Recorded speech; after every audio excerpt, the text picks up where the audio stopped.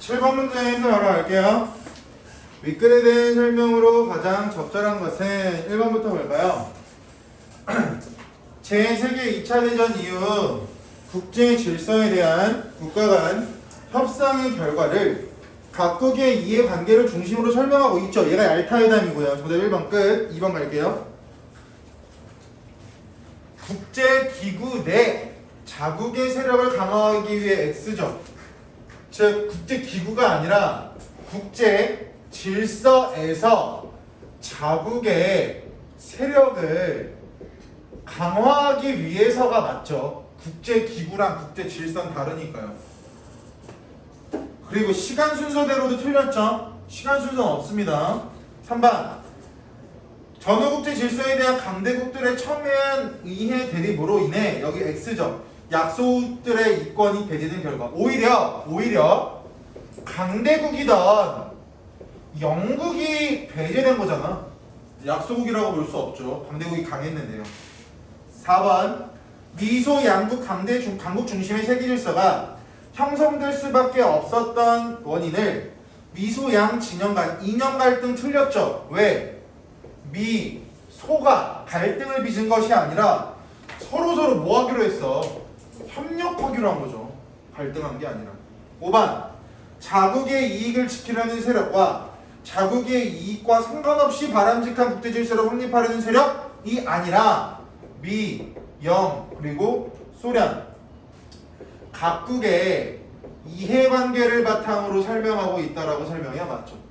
자국의 이익이 없는데 협상에 참여할 나라가 어디 있겠어요? 상식적으로. 정답 1번. 8번 얄타회담에 대한 설명으로 적절하지 않은 것은 얘는 읽어보셔야만 풀 수 있는 문제고 정답은 4번이죠. 왜 4번이냐면 볼게요. 밑줄 실제적 권한을 지닌 국제기구로서의 국제연합 밑줄 그 국제연합을 왜 설립하려면 이거죠. 전쟁을 방지하고 실제적인 권력을 가지고 있는 연합을 창설하겠다. 그 이유가 세부적으로 들어가면 약소국들이 특정 국가에 의해 좌지, 우지, 되지 않도록 하기 위해서 루즈벨트 대통령이 국제연합을 창설하라고 했을 거고 또 표결 방식에서 영국에 대한 소련의 우위를 인정했다? 틀렸죠. 왜? 비토권이라고 하는 건 우위가 아니라 동등한 위치라고 했잖아요. 아까 도입부에서. 정답은 4번이 되겠죠. 동등한 권리, 대등한 권리. 9번 가겠습니다. 윗글과 보기를 참고해서 기억의 이유를 추론한 것으로 가장 적절한 것. 얘들아 이 문제 풀 때 항상 보기의 중심 내용 파악하셔야 돼요. 보기랑 윗글이랑 연결 지어야 되는데 보기 파악도 안 되고 보기만 보신다고 해결 안 됩니다. 보기 먼저 볼게요. 1941년 6월 20일 독일 군대가 소련 국경을 넘을 때 그러니까 얄타회담에서 독일을 무력화시키고 싶었겠죠. 독일이 너무 강했으니까. 그 규모는 전체 나치 병력의 80%에 해당했다. 소련은 제2차 세계대전 중 유럽 대전 전장에서 사실상 홀로 나치 군대를 대적한 교전 당사국이었던 셈이다. 밑줄 소련의 인적 피해도 심각했다. 아까 말씀드렸죠? 소련은 피해가 많았다고요. 전쟁 기간 중 영국군과 미국의 전사자가 각각 40만 명 정도였던 데에 비해 소련군 소속 전사자는 800만 명에서 1000만 명에 이르렀다. 밑줄 민간인 피해에서는 더욱 확연한 차이. 소련은 피해가 많았다를 주장하겠죠. 미국은 민간인 사상자가 사실상 없었고 영국은 6,500명가량, 소련은 밑줄 1,500만 명. 결국 보기에서 말하고 싶은 건 뭐냐면 소련의 피해가 굉장히 컸다. 그러면 소련 입장에서 피해가 굉장히 컸기 때문에 소련이 가져야 될 소련의 최우선 목표는 당연히 예정 동유럽 완충제를 확보하고 독일을 무력화시키는 게 바로 소련의 최우선 목표였을 겁니다. 그렇기 때문에 정답은 1번으로 끝나겠죠. 그래서 1번으로 끝나겠죠. 2번 볼게요. 영국 중심의 구제국주의 질서의 편입이 아니죠. 반대죠. 편입할 거였으면 영국의 국제 질서를 격화시키지 않았겠죠. 영국을 뭐라 하지도 않았을 거고요. 3번 서유럽이 미국 중심의 자유주의 질서로 재편되는 것에 대항하여 동유럽을 통해 서유럽의 공산주의 세력을 진출시키기 위해서 얘들아 이거는 이거죠. 아까 소련이 미국의 요구를 전부 다 수용했다라고 했잖아. 맞아요? 그래서 소련은 동유럽에 대한 권리를 인정받았어요. 하나를 받았으면 하나를 줘야 된다라고 했죠. 그래서 소련이 주장하지 않기로 한 내용이 뭐였냐면 공산주의 운동을 더 이상 독려하지 않겠다라고 미국이랑 약속을 했대요. 그 내용이 본문에 나오는데 진출시키기 위한 것이었군요. 틀렸죠. 동유럽에 대한 권리를 인정받았고 소련은 우리 공산주의 운동에 대해서 전파 안 할게 약속한 내용이었으니까 3번도 틀렸고 4번 독일 군대와 사실상 직접 교전한 당사국임에도 전후의 국제 질서 개편에 참여할 권리를 인정받았죠. 비토권 유고슬라비아를 비롯한 동유럽 국가들을 침략하기 위한 거야? 동유럽에 대한 완충제 확보가 중요했다며. 완충지대를 확보해야 되는데 왜 침략을 하겠냐는 거죠. 따라서 정답은 1번으로 끝납니다. 보기 문제는 앞으로도 계속 해설을 할 겁니다. 10번 니은에 대한 이해로 적절하지 않은 것은 니은 동그라미 쳐보시면요. 니은에 대통령들 이름이 나와 있는데 그냥 간단하게 할게요. 미소, 양대, 강국, 중심, 영국, 아웃. 미국 대통령들이 어디 나라 소속인지 알고 계시면 이렇게 간단히 정리되는 건 여러분들이 특이사항이 없으실 거예요. 적절하지 않은 1번 루즈벨트는 한반도에 대한 신탁 통치에서 영국을 제외하려 했죠. 그래 북쪽은 소련. 2번 루즈벨트는 영국 중심의 국제국 질서를 해체하기 위해서 자신이 구상한 자유무역 체제에서 영국을 배제하려고 하지 않았습니다. 왜? 유럽을 자유무역 체제에 안정적으로 포함시켰다라고 했잖아. 단순하게 영국의 지위를 격화시키는 거지 자유경제까지 제외시키는 건 아니라고요. 확대 해석이죠. 따라 정답은 2번으로 끝날 겁니다. 나머지 3, 4, 5번은 방금 했던 것들 똑같이 반복되는 거라 읽어보시면 특이사항 없으실 거고 11번 A에 해당하지 않은 것은 A 보시면 신질서라고 나와 있습니다. 그죠?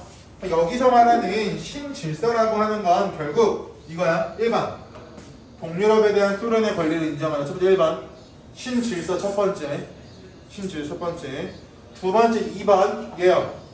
유럽을 자유무역체제에 안정적으로 포함시킨다. 이 두 가지가 미국이 만들려고 하는 신질서 중에 하나가 되겠죠. 그럼 미국이 왜 이 두 가지를 신질서라고 강조하고 있냐면 미국의 입장에서 양대 강국화 만들었다라고 했죠. 그죠? 즉 미국과 소련이 서로 공존하면서 미국의 입장에서는 수출할 수 있는 나라가 필요했다고요. 그 결과 이러한 선택을 했다라고 보시면 되고요. 적절하지 않은 건 정답 4번이죠. 미국과 소련이 대립하지는 않습니다. 공존할 테니까요. 됐죠? 그 다음 옆에 고전 소설 하나 할게요. 옆에 고전 소설 보시면 여러분들이 언제 배웠던지는 정확히 기억이 안 나는데 학원을 좀 길게 하시는 분들은 한번 봤던 작품이랑 조금 비슷하게 보이실 것으로 판단이 됩니다. 화생기우전.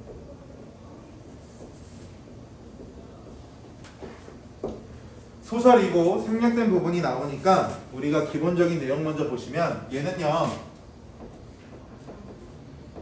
한문소설입니다. 한글이 아니에요.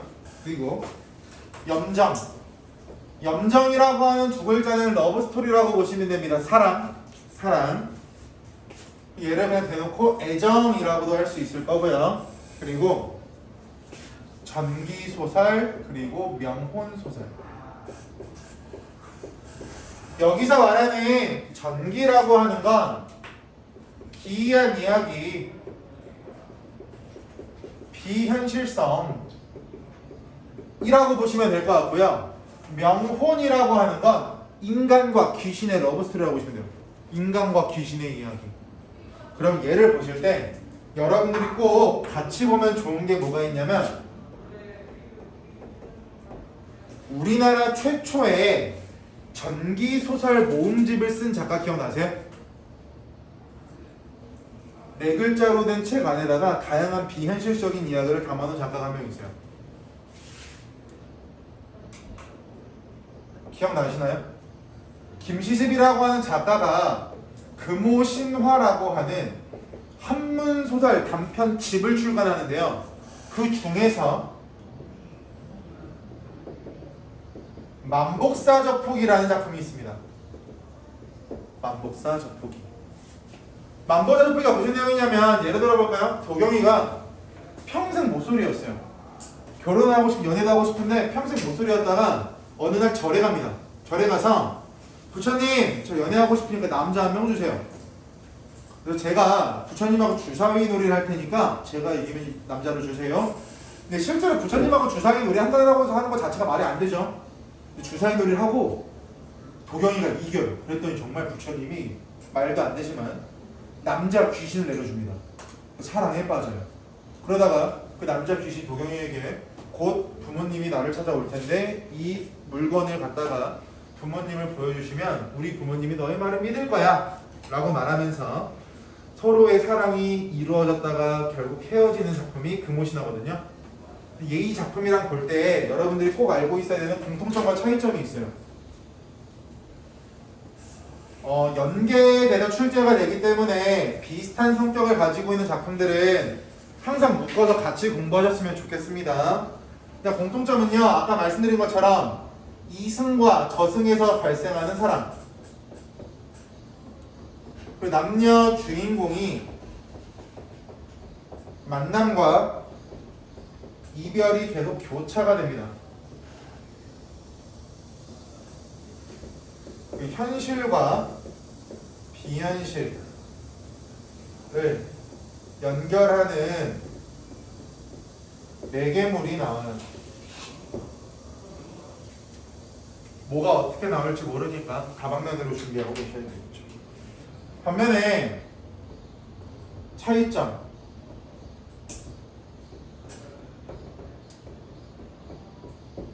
만복사저폐기는요 정해진 시간이 되니까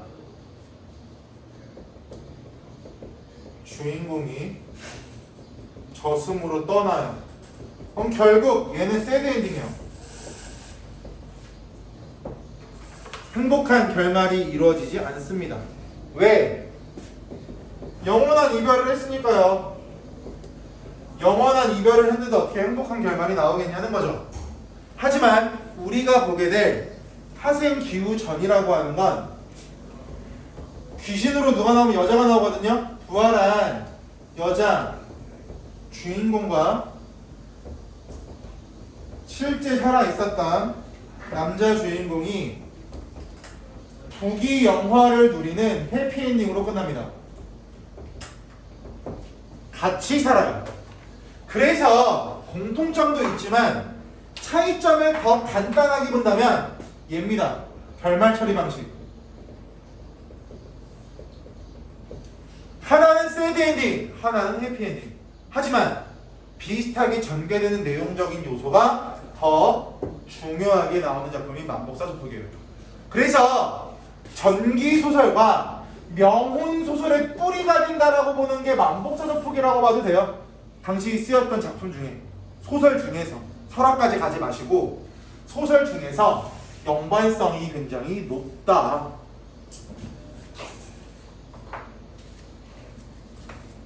이 작품에 누가 나오냐면 하생이라고 하는 남자 주인공이 나옵니다. 일찍 부모를 여의고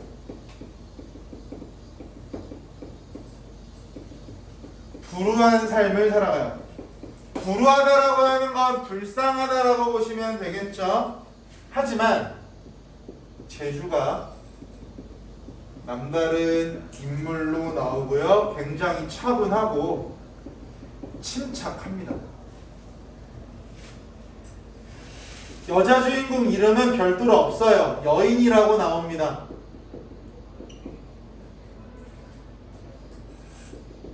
일찍 죽었으나 다시 환생해요. 그래서 부부의 인연을 맺습니다. 이 정도만 알고 계셔도 등장인물과 이 작품의 전반적인 흐름, 전반적인 내용에 대해서 여러분들이 잡고 되시는 거는 특이사항은 없을 테니까 알고 계시면 될 것 같고요. 중요한 거 소스 하나. 이 작품에는 출세, 장애, 그리고 혼사, 장애, 모티프가 나와요. 모티프라고 하는 세 글자는 지난주에 말씀드렸습니다. 소재, 화소라고 했죠. 하지만 여러 가지 장애가 존재했음에도 불구하고 결국 마지막은 행복한 결말로 끝난다. 출세장애라고 하는 건 신분의 차이라고 봐도 되고요. 내가 나아갈 수 있는 관직의 리미트가 존재한다라고 봐도 돼요. 혼사장애 모티프는 우리가 자주 봤던 거죠. 남녀 주인공이 썸 타다가 결혼하고 싶은데 방해물이 끼어드는 거죠. 이거 혼사장애가 될 겁니다. 빠르게 갈까요? 아빠 먼저 하생은 하생동그라미 남녀 주인공. 집안이 한미하고 조실부무한 처지였으나 재주가 뛰어나 세학이 입학하게 된다. 하지만 밑줄 어지러운 정치로 인해 등용되지 못해 불우한 나날을 보내다가가 출세장애. 출세에 장애가 생긴다. 점쟁이를 찾아가. 점쟁이 동그라미. 어떻게 보면 점쟁이가 조력자의 역할을 한다라고도 볼 수 있을 거고요. 자신의 운명에 대한 말을 듣고 도적 남는 바 숲속에 인가해서 아름다운 여인 동그라미. 얘가 여자 주인공이에요. 여자 주인공. 소설에서 앞부분 줄거리는 맥락 잡는 데 가장 중요한 포인트입니다. 꼭 보셔야 돼요. 인연을 맺게 된다. 날이 밝아올 무렵 여인은 하생의 발을 베고 누워있다가 문득 흐느끼며 눈물을 흘렸고요. 눈물 흘리는 모습을 보면 남자들은 놀라죠. 여자의 무기가 눈물이라고 하잖아요. 이제 겨우 좋은 만남을 이루었는데 갑자기 왜 그러는 거예요? 이 집은 밑줄 실은 인간 세상이 아닙니다. 즉 비현실적인 공간을 설정했죠. 우리가 있는 여기 현실 세계 아니야. 저는 시중아무개의 딸입니다. 죽어서 이곳에 장례 지낸 지 오늘로 사흘이 되었군요. 제 아버지는 오랫동안 요직을 지내며 권세를 누리셨는데 아버지 세모 쳐보세요. 여기서는 아버지의 죄, 아버지의 잘못을 자식들이 대신 벌받았다는 내용이 나올 겁니다. 아버지 앞에 가로 열어볼까요? 아버지께 밉보여 해코지를 당한 사람들이 몹시 많았답니다. 바로 받아보시면 즉 여인, 아버지의 죄가 제시가 되고 있죠. 아버지가 해코지했대 사람들을.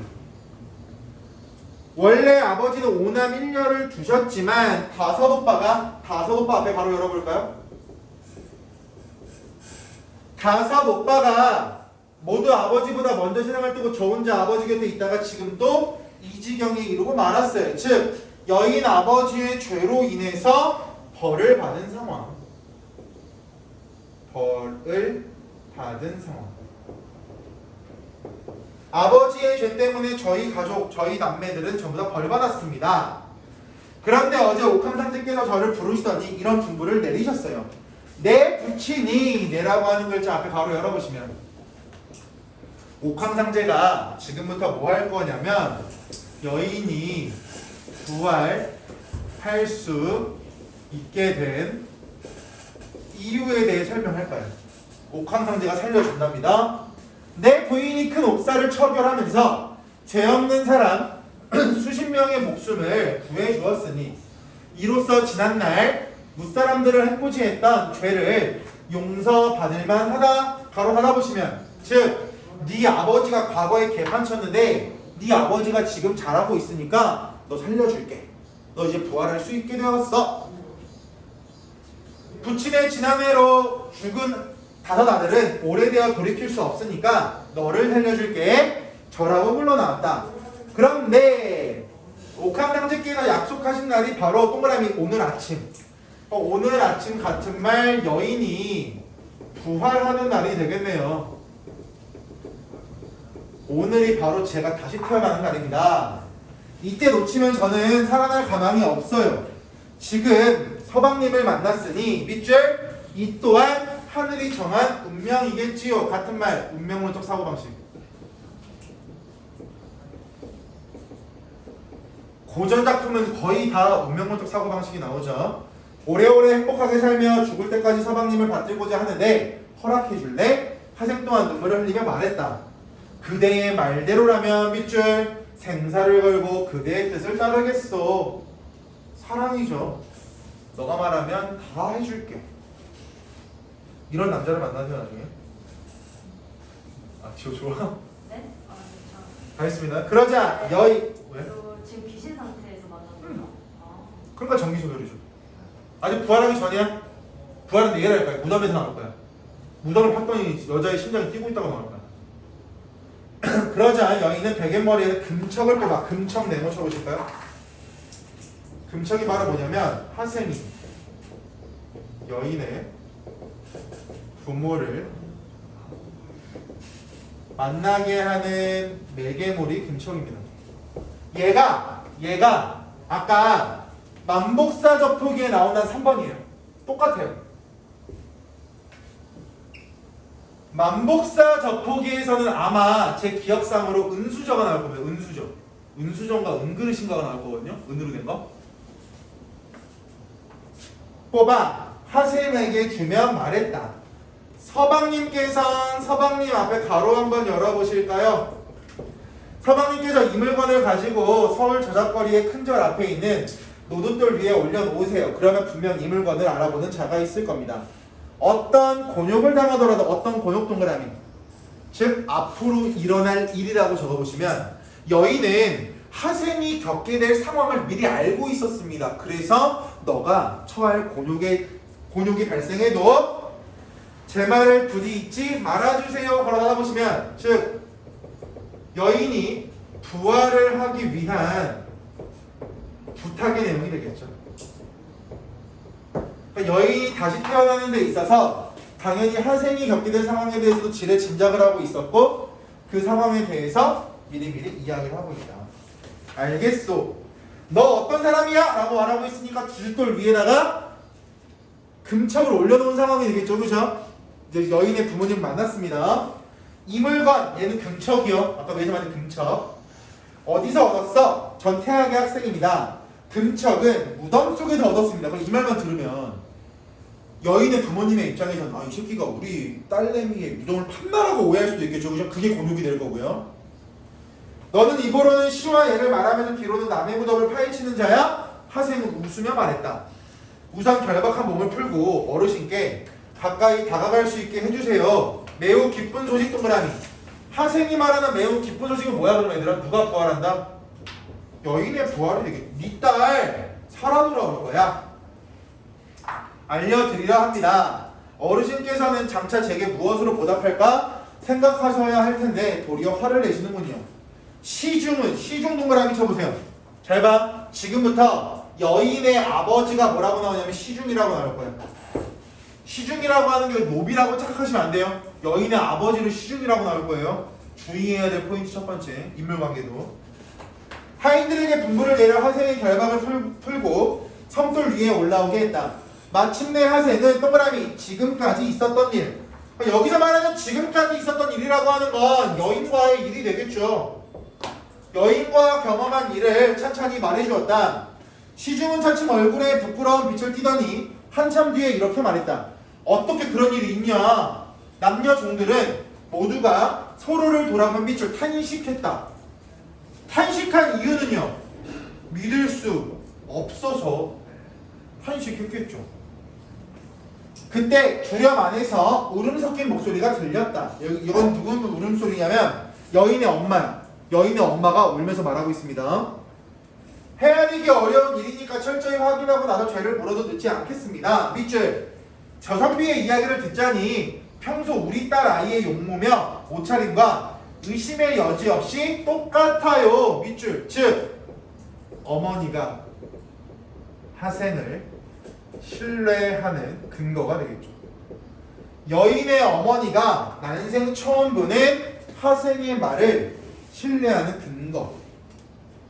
시중이 말했다. 그렇군. 즉시 삽과 탐택이 준비하고 가마대령에 내가 직접 갈 거야. 시중은 하인을 몇 명 남겨놓고 하생을 지키게 하고 길을 나섰다. 잠시 후 묘역에 이르고 보니 본군의 모습은 예전 그대로 변함이 없었다. 즉 무덤이 멀쩡했다. 시중은 의아히 여겨 무덤을 파보았다. 무덤 속의 딸은 안색이 산 사람과 같았다. 밑줄 심장이 있는 쪽을 만져보니 조금 온기가 있는 것이 아닌가. 산 사람은 가슴이 따뜻하다고 하죠. 죽은 사람은 차갑다고 하고요. 유모를 시켜 딸을 안게 하고 가만히 태워 돌아왔다. 무당이나 의원을 부를 겨를도 없어 가만히 안정을 취하도록 할 따름이었다. 밑줄 해질녘이 되자 시중의 딸이 깨어났다. 같은 말 여인의 부활.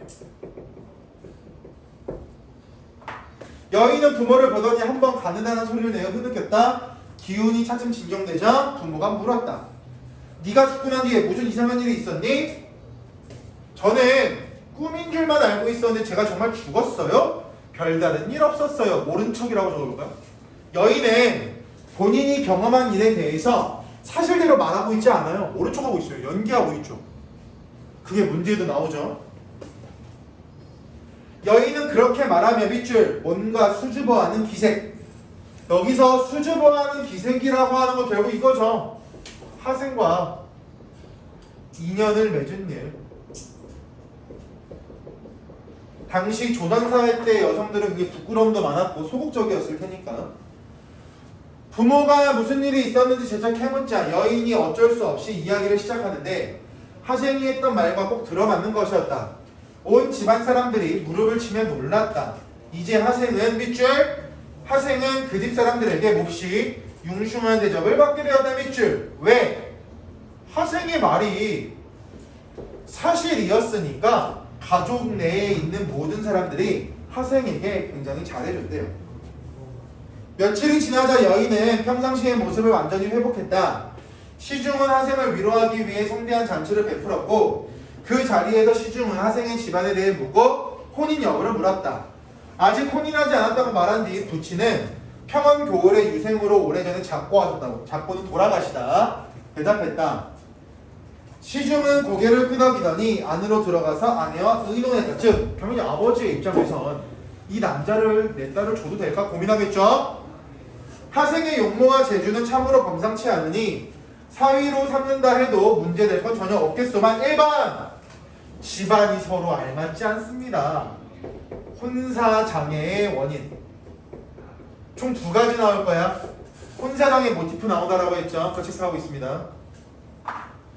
더구나 이번에 겪은 일이 너무 괴상망측하고 보니 이 일을 계기로 혼인시켰다가는 2번 밑줄 세상 사람들의 입에 오르내리지 않을까 싶소. 2번 혼사장애 원인 2번째. 그래서 앞에 가로쳐 볼까요? 이 아버지도 좀 이기적이에요. 그래서 나는 그냥 재물이나 후하게 주어서 보답하는 것으로 끝냈으면 싶소. 걸어다 보실까요? 시중 같은 말 여인의 아버지의 이기적인 모습. 야 그냥 돈이나 주고 보내자 이런 메시지가 되겠죠. 부인이 말했다.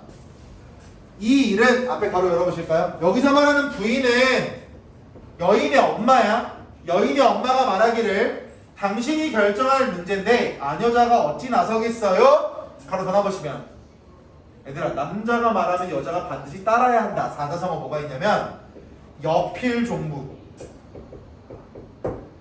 여자는 필 반드시 부 남편을 종 복종해야 된다는 뜻입니다. 봉건적인 가치관에서 자주 나오는 사자성어예요. 봉건적 가치관에 자주 나오는 사자성어. 하루는 시중이 또 잔치를 열어 하생을 위로하며 하생의 소원을 물었는데 혼사에 관한 언급은 일절 없었다. 그럼 당연히 하생 입장에서는요 빡이 치겠죠. 그러니까 하생은 하생 앞에 가로 열어보실까요? 하생은 답답하고 불쾌한 마음으로 숙소에 돌아와 가슴을 치고 속을 태우며 약속을 저버린 여인을 원망했다. 가로 닫아보실까요? 배신감. 나랑 결혼한다고 해서 내가 부탁 들어줬더니 나랑 결혼을 안 해? 딴 놈이랑 해? 이런 게 되겠죠. 하생은 곧바로 절구한 펜을 쥐어 작은 종이에 쓰더니 여인의 유모더러 여인에게 전해달라고 부탁했다. 하생의 시는 시 동그라미 삽입시. 삽입시의 역할과 기능은 많이 봤던 거라 설명하지 않을게요. 뭐 주제를 효과적으로 전달한다. 산문의 단조로움을 탈피시킨다. 운율감을 준다. 주인공의 정서를 효과적으로 드러낸다. 많이 봤던 부분이고 정리 한번 했습니다. 우리 앞에서.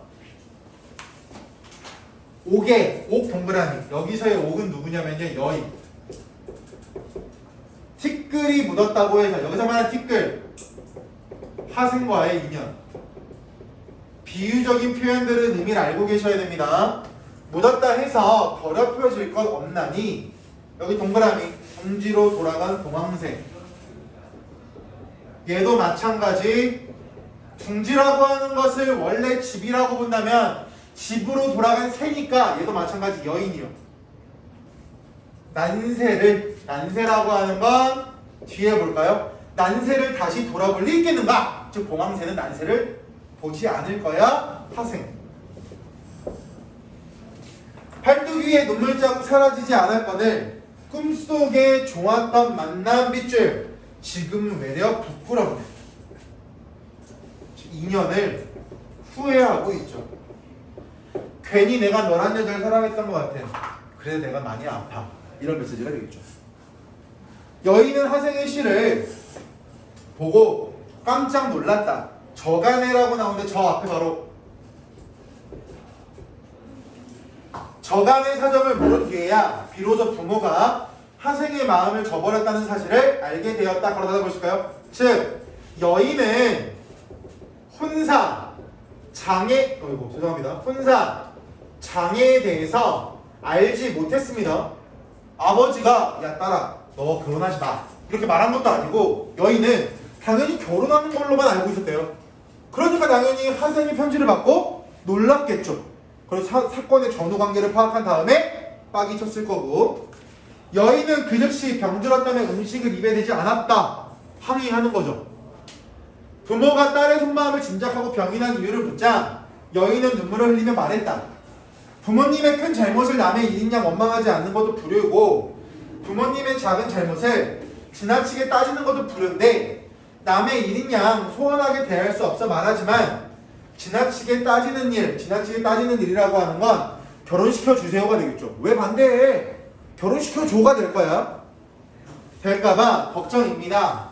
부모가 말했다. 하고 싶은 대로 말을 해봐. 뭐가 숨길 게 있겠어? 넘어가서 12번. 윗글에 대한 이해로 가장 적절한 것은 정답은 1번이 될 겁니다. 헷갈릴 것 같은 게 3번하고 5번인데 3번 볼까요? 시중의 심정에 공감하고 있는 게 아니라 믿을 수 없다라는 거였죠. 아까 5번 부모님께 하생과의 관계를 바로 털어놓지 않았습니다. 별다른 일 없었어요 라고 말했죠. 3번하고 5번이 가장 헷갈렸을 것 같고요. 13번 16세기 전기소설 기이한 이야기 하생 비유저는 밑줄 부활 혼사장애 등의 화소. 거의 빠진 건 출세장애 모티프도 있죠. 출세장애 화소. 천상계의 권능자인 옥황상제와 현실계에서 욕구를 실현하려는 하생 여인 등과 연결하여 서사적 의미를 생성하고 있다. 일반적으로 전기소설 네모 쳐보세요. 전기소설의 특징 여기서 정리하셔야 됩니다. 이승을 떠난 존재가 등장하기 때문에 현실계 속에 비현실적인 이계가 공존하고, 이계라고 하는 건 세상, 현실계와 비현실적인 이계를 연결하는 매개물, 비극적 결말로 끝나는 경향이 있다. 하지만 세모. 그러면 지금까지 본 내용은 만복사적북이랑 비슷하죠. 만복사적북이랑 비슷하죠. 하지만 하생 기우전은 임진왜란 이전의 일반적인 전기소설 예시 땡땡 만복사적폭이 예시 땡땡 만복사적폭이 와 달리 이승을 떠난 존재였던 여자 주인공이 부활하는 내용이 제시되고 그녀와 혼인하는 입신 출세. 그럼 결국 잘 봐. 출세 장애 모티프는 하생과 여인이 결혼하면서 해소되는 거예요. 됐어요? 그러니까 생략된 부분이 어떻게 나올지 모르니까 연결 지어드리는 겁니다. 행복한 결말로 끝난다는 점에서 색다른 느낌을 준다. 얘는 보기만 읽으면 되고요. 문제는 쉬웠을 겁니다. 4번이죠. 전생부터 이어지지 않았어요. 사람 자체가. 전생부터 이어지지 않았죠. 14번입니다. 기억. 기억이라고 하는 부분과 니은이라고 하는 부분 보시면 기억은 보답이 되겠고 니은도 마찬가지 보답인데 기억은 하생이 받는 보답이 될 거고요. 그죠? 니은은요. 시중이 하생에게 주는 보답이 될 텐데 기억의 보답과 니은이 보답이 갖고 있는 의미는 다를 겁니다. 그죠? 니은의 보답은 단순히 경제적 보상이 될 거고요. 그죠? 기억은 하생의 입장에선 오케이 나 여인이랑 결혼할 수 있겠지? 미래에 대한 보상이 될 거야. 따라서 정답은 5번이 되겠죠. 성찰을 전제로 하고 있지 않습니다. 마지막 15번 정답은 1번으로 끝나죠. 보복 아니에요. 보복 연관성 없을 거고요. 여기까지가 오늘 하는 부분이었고 금요일날은 나머지를 진행하겠습니다.